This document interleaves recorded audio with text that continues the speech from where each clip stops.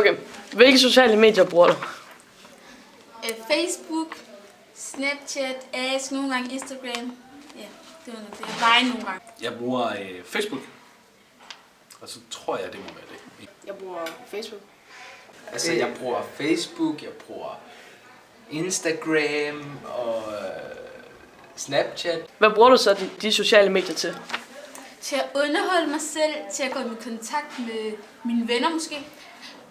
Ja, og så bare til underholdning, tror jeg. Det bruger jeg til at holde kontakt med nogle mennesker, og tipsklubben her på skolen, den kører også over Facebook. Og skrive og se, hvad folk laver. Jamen til at tjekke, hvad der foregår blandt dem, jeg kender. Hvor lang tid bruger du dem om dagen? Måske 3 timer. Det ved jeg sgu ikke. 5 minutter måske. Sådan en halv time. 2 timer per dag. Føler du så, at du får noget ud af det? Ja, jeg får underholdning ud af det. Det er lidt svært. Altså det gør jeg jo nogle gange, fordi man kan sige, hvis man er inviteret til en eller anden begivenhed, og sådan noget, der er et eller andet, man lige skal have, så synes jeg godt, jeg kan få noget af det.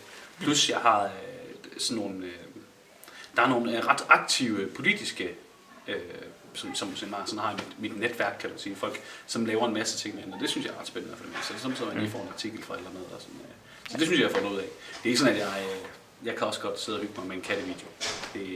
Ja, det er også sjovt. Nej, jeg føler ikke, jeg lærer noget. Påvirker dig de sociale medier på en god eller dårlig måde?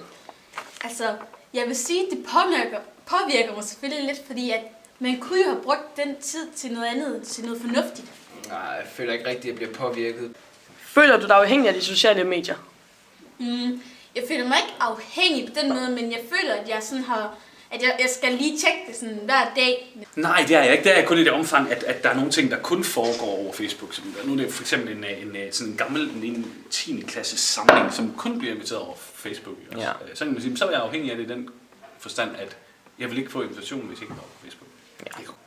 Ja, det er sådan noget, jeg føler, man skal tjekke hver dag. Man kan ikke lade være. Altså, ja, så er jeg vel afhængig.